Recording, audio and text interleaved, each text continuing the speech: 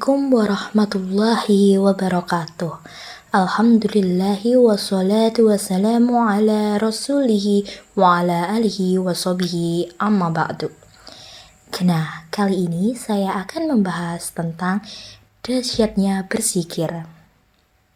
Allah Subhanahu wa taala berfirman di dalam Al-Qur'an, "Inna fi khalqis samawati wal ard wa fil laili wan nahari la ayatil li ulil albab alladzina yadhkuruna allaha qiyaman wa qu'udan wa ala junubihim." Di dalam ayat tersebut, Allah Subhanahu wa taala menjelaskan tentang ciri orang-orang yang cerdas atau disebut ulul albab.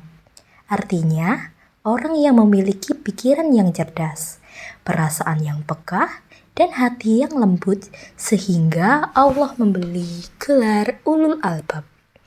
Apa cirinya? Yaitu yazkurunallah. Mereka selalu mengingat Allah yang diistilahkan dalam keadaan mereka berdiri, duduk, dan dalam keadaan berbaring. Nah, ini merupakan ilustrasi bahwa mereka mengingat Allah bukan hanya saat sholat, tetapi mereka mengingat Allah dalam kehidupan mereka apapun kondisinya. Mereka mengingat Allah, itulah ciri orang cerdas.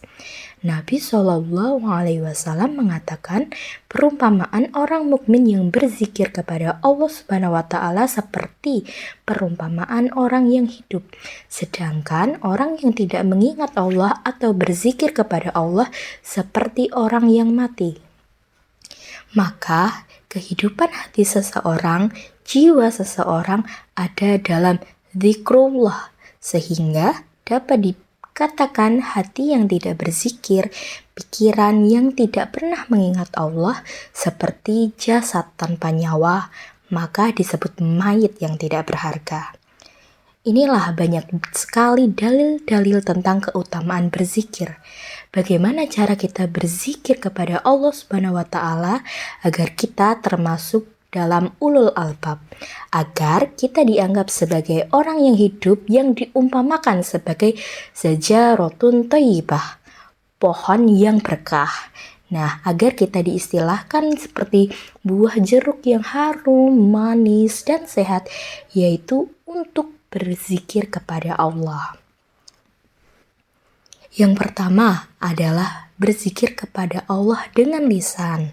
Berzikir kepada Allah dengan lisan itu artinya kita selalu mengawali segala sesuatu kehidupan kita dengan menyebut nama Allah. Itu zikir lisan yang paling mudah. Minimal kita mengucapkan bismillah dalam aktivitas apapun. Selama aktivitas itu yang baik, maka kita awali dengan bismillah. Bahkan sesuatu yang mubah seperti olahraga, makan, tidur, itu aktivitas yang tidak berpahala dan tidak berdosa. Nah, dengan menyebut nama Allah, maka bernilai ibadah di sisi Allah Subhanahu wa taala. Bayangin aja, tidur bernilai ibadah, makan pun bernilai ibadah loh. Jalan berangkat ke kampus beribadah, bernilai ibadah, atau nongkrong dengan teman dengan menyebut nama Allah, maka itu juga bernilai pahala ibadah oleh Allah. Itulah kenapa zikir adalah sangat berharga dan zikir tidak sulit sebetulnya. Kalau kita memahami betapa banyak zikir-zikir yang ringan, tetapi bernilai kebaikan yang bernilai yang sangat besar di sisi Allah Subhanahu wa taala. Salah satunya yaitu dengan menyebut bismillah di awal aktivitas kita. Kita bisa zikir lisan dengan cara menyebut nama Allah selain memulai aktivitas. Ketika kita takjub mengucapkan Masya Allah, Subhanallah. Saat kita sedang lemah kita ucap La haula wa la quwata illa billah. Ketika kita merasa sendiri kita ucap Hasbunallah wa ni'mal wakil. Banyak lagi kalimat-kalimat ada nama Allah, maka itu bermakna zikir. Dan kata Nabi, segala sesuatu yang di dalamnya ada nama Allah, maka Allah akan berikan keberkahan dan kebaikan. Ini adalah contoh-contoh dari zikir lisan. Nah, ada juga zikir yang ringan tetapi besar sekali pahalanya di sisi Allah. Kata Nabi, kalimatan habibatan illa ar-rahman kafifatan alla ali lisan. Takilatan fi al-mizan. Ada dua kalimat yang diucapkan dengan lisan ringan, tetapi dia sangat berat pahalanya di sisi Allah. Dan juga dicintai kalimat ini. Apa itu? Yaitu subhanallahi wa bihamdih, subhanallahil azim. Nah, maka bisa zikir lisan setelah sholat. La ilaha illallah, subhanallah, alhamdulillah, Allahu Akbar sebanyak 33 kali. Dibiasakan setelah sholat. Nah, ini semua adalah bentuk zikrullah yang bernilai kebaikannya yang luar biasa dan juga bukan sekadar pahala kebaikan di akhirat, tetapi juga bentuk keberkahan di dunia. Kedua, setelah zikir dengan lisan, ada zikir hati atau zikir qalbu. Allah Subhanahu wa taala berfirman, "Alladzina idza dzukirallahu wajilat qulubuhum." Orang yang kalau ingat Allah hati mereka jadi bergetar. Bagaimana cara hati bergetar saat berzikir?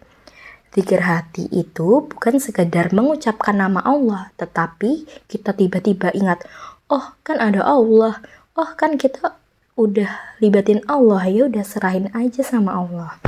Nah, kita ingat dengan pikiran kita dan masuk ke hati dalam bentuk yakin, percaya, maka kita sedang zikir dengan hati. Jadi hati itu connect dengan pikiran dan hati kita.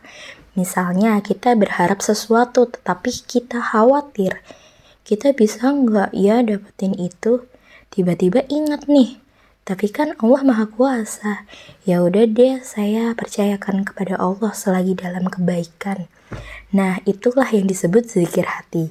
Nah, ketika kita mau berbuat dosa, tiba-tiba mengingat Allah, jadi mengurungkan niat untuk berbuat dosa.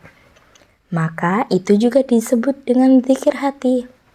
Orang yang kalau hatinya berzikir dengan mengawali mengingat Allah, maka insya Allah, maka hatinya menjadi tenang.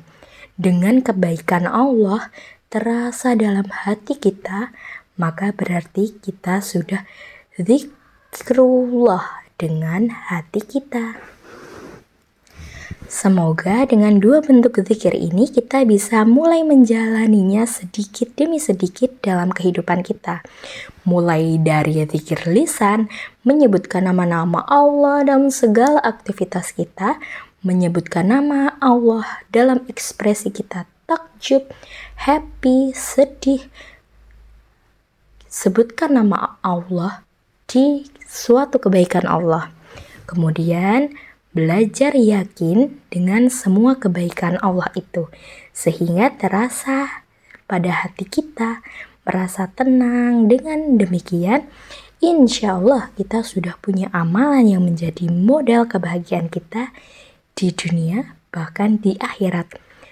Barakallahu fikum. Wassalamualaikum warahmatullahi wabarakatuh.